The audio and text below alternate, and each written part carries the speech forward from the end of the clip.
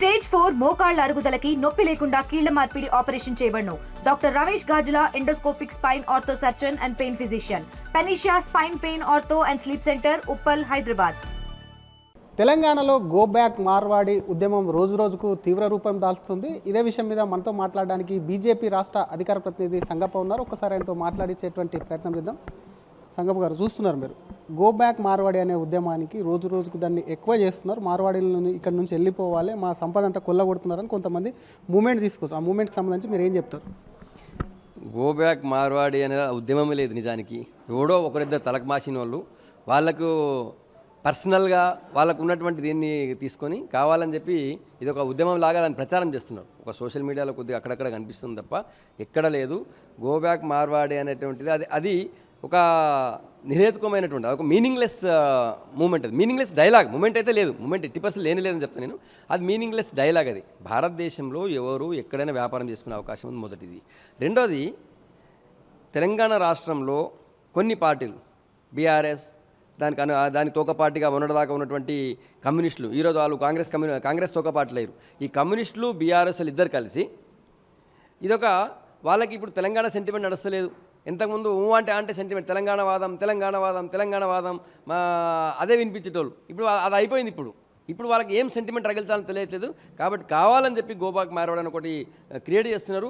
దాని ప్రజల నుంచి స్పందన లేదు, పబ్లిక్ పట్టించుకుంటున్నారు, ఎవరు పట్టించుకుంటున్నారు. అది అట్లా అంటే ఇప్పుడు ఒక గోబ్యాక్ మార్వాడి ఎవరు అంటారు, వాళ్ళు నేనంటారు రాష్ట్ర ప్రభుత్వం, పోలీస్ శాఖ స్పందించి వాళ్ళని పట్టుకొని లోపలేయాలని చెప్పి డిమాండ్ చేస్తున్నా. ఉద్యమం చేసే వాళ్ళని 100% గోబ్యాక్ మార్వాడి ఉద్యమం ఏంటది? నీ ఉద్యమానికి మీనింగ్ ఏంటి అంటుంది. ఆ రోజు తెలంగాణ ఉద్యమం వచ్చిందంటే తెలంగాణ ఉద్యమానికి ఒక మీనింగ్ ఉంది. ఎందుకంటే మరి రాష్ట్ర అస్తిత్వానికి సంబంధించింది, రాష్ట్ర పాలనకు సంబంధించింది ఉండే. అప్పుడు ఆల్రెడీ మా తెలంగాణ సపరేట్ స్టేట్ ఉండేది. అంత బలవంతంగా మమ్మల్ని ఆంధ్ర వాళ్ళతో కలిపారు. కాబట్టి మాది మేము పాలించుకుంటాం అన్నాం. ఈ గోబ్యాక్ మార్వాడి ఏంది? ఆర్థిక వ్యవస్థకు సంబంధించి మొత్తం చేతుల్లోకి తీసుకున్నారు. వాళ్ళు ఇచ్చేటువంటి సరుకులు ఏవైతే ఉన్నాయో నాణ్యత లేని ప్రతిదీ డూప్లికేట్ చేయడమే కాకుండా మన దగ్గర ఎవరైతే ప్రధానంగా ఆర్యవైశ్య కమ్యూనిటీ ఉందో వాళ్ళకు పూర్తిగా దెబ్బతీసేటువంటి ప్రయత్నం చేస్తున్నారు వాళ్ళ బిజినెస్కి సంబంధించి అనేది కూడా కొంత వాదన. నేనేమంటా, తెలంగాణ రాష్ట్రంలో ఆర్యవైశ్యులు వ్యాపారం చేసుకుంటున్నారు, తర్వాత మార్వాడీలు వ్యాపారం చేసుకుంటున్నారు, వేరే రాష్ట్రాల నుంచి వచ్చి సెటిల్ అయిన వాళ్ళు కూడా వ్యాపారం చేసుకుంటున్నారు, మొదటి. రెండోది, ఈరోజు మార్వాడీలు ఇక్కడ వ్యాపారం చేస్తున్నారు అంటే వాళ్ళు ఇక్కడ సంపాదించిన డబ్బులతో ఇక్కడనే స్థలాలు కొని ఇక్కడనే దుకాణాలు పెడుతున్నారా, వాళ్ళు తీసుకుపోయి ఇంకెక్కడ పెడుతున్నారా? ఒక మార్వాడి పెద్దవాడు ఏంటంటే ఫస్ట్ ఒక సెటిల్ పెట్టినాడు, 2 సెటిల్ పెడుతున్నాడు, 2 సెటిల్ అయినా ఇంకో దగ్గర సొంతంగా కట్టుకొని పెడుతున్నాడు. ఆయన సంపాదించిన డబ్బు మొత్తం ఇక్కడే పెడుతున్నాడు కదా, మొదటిది. ఇదంతా కూడా కావాలని చెప్పి తెలంగాణ రాష్ట్రంలో మొత్తం ఇది మెల్లమెల్లగా మీరు చూడండి, వేరే రాష్ట్రాలు కూడా విస్తరింపజేస్తారు. దీన్ని ఏంటంటే కాంగ్రెస్, బీఆర్ఎస్ అండ్ కమ్యూనిస్ట్ పార్టీలు కలిసి హిందూ సమాజాన్ని విచ్ఛిన్నం చేసేటువంటి కుట్ర ఇది. గోబ్యాక్ మార్వాడి నినాదం హిందూ సమాజాన్ని విచ్ఛిన్నం చేసే కుట్ర ఇది. హిందూ సమాజంలో ఉన్నటువంటి ఇప్పుడు మీరు అన్నారు కదా, మెల్లగా దీన్ని ఏం చేస్తారు, ఆర్యవైశ్యులకి దీన్ని లింక్ చేస్తారు. అది చూసిరా, మీకోసమే మేము పోరాడుతున్నాం చేస్తున్నాం, నీవెవరి కోసం పోరాడుతున్నాం చేస్తున్నాం. నీవు కాంగ్రెస్ వాడు ఇక్కడ హిందూ సమాజాన్ని విచ్ఛిన్నం చేసి మా ముస్లిం సంతుష్టీకరణ ఓట్లతో ఇప్పటికే భారతదేశం ఎంత పాతాలను తొక్కాలని తొక్కేసిరు. మోడీ గారు వచ్చిన తర్వాత దాన్ని మెల్లమెల్లగా కవర్ చేసుకుంటూ క్లియర్ చేసుకుంటూ వస్తుంటే ఇప్పుడు మళ్ళీ వాళ్ళకి ఏమైపోయింది, ఇప్పుడు ముస్లింలను మేము ముస్లిం సంతుష్టీకరణ అనేది పారతలేదు. ఇప్పుడు ఏం చేయాలా, హిందువులను విడగొట్టాలా, హిందువులో ఉన్నటువంటి కులాలను విడగొట్టాలా.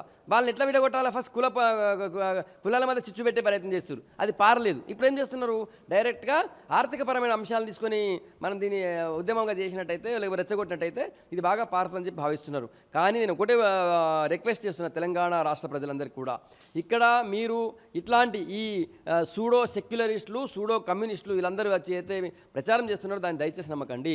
ఒక నాణ్యమైన వస్తువులు లేవంటే మీకు వెంటనే గవర్నమెంట్ కంప్లైంట్ చేయండి. కాంగ్రెస్ గవర్నమెంట్ ఉంది కదా, ఇదేం గడ్డి వీక్తుందా? మరి మీరు ఒక నాణ్యమైన వస్తువులు లేవంటే కాంగ్రెస్ గవర్నమెంట్ చేయండి. నాణ్యమైన వస్తువులు లేకపోతే మనం అక్కడ కొనం, ఇంకో దగ్గర ఉంటాం. దానికంతా మనం ఏడాదాకా వివిధ దేశం లెవెల్లో ఆలోచించాల్సిన అవసరం లేదు. ఒక షాప్లో కొన్నప్పుడు డూప్లికేట్ వచ్చిందంటే నెక్స్ట్ వెంటనే మనం ఇంకో షాప్లో ఉంటాం. అది మార్వాడి కావచ్చు, ఇంకోడని కావచ్చు. కానీ కేవలం హిందూ సమాజాన్ని విచ్ఛిన్నం చేయాలా, తెలంగాణ రాష్ట్రంలో భారతీయ జనతా పార్టీ బలపడుతుంది.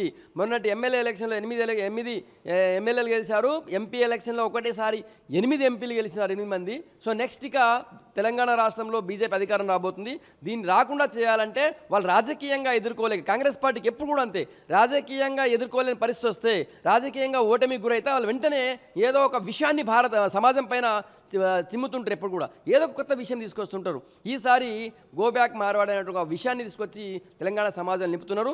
దయచేసి తెలంగాణ ప్రజలందరూ కూడా చాలా జాగ్రత్తగా ఉండాలా.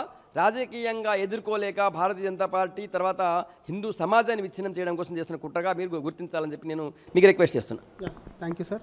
ఇది అసలు గో బ్యాక్ మార్వాడి ఉద్యమం అనేది కూడా కేవలం ఒక ప్రాంతీయత, ఒక సెంటిమెంట్ను రెచ్చగొట్టేందుకే కొంతమంది, అంటే ఇది ఒక ఉద్యమం కాదు, కొంతమంది కావాలని విచ్ఛిన్న శక్తులు కుట్ర చేస్తున్నాయి. దీని వెనకాల అటు బీఆర్ఎస్కి సంబంధించినటువంటి బీఆర్ఎస్ కానివ్వండి, అలాగే కాంగ్రెస్ తోక పార్టీలు కూడా ఉన్నాయి, అవి కమ్యూనిస్ట్ పార్టీలు అంటూ కూడా మండిపడుతున్నాయి. అసలు ఈ ఉద్యమం ఎందుకు చేయాల్సి వస్తుంది? ఇటువంటి విచ్ఛిన్న శక్తులను కూడా ప్రజలు అబ్జర్వ్ చేసి వాళ్ళ పట్ల అప్రమత్తంగా ఉండాలని బీజేపీ రాష్ట్ర అధికార ప్రతినిధి సంగప్ప అంటున్నారు. కెమెరామెన్ గజప్తో శ్రీధర్, ఆర్టీవీ, హైదరాబాద్.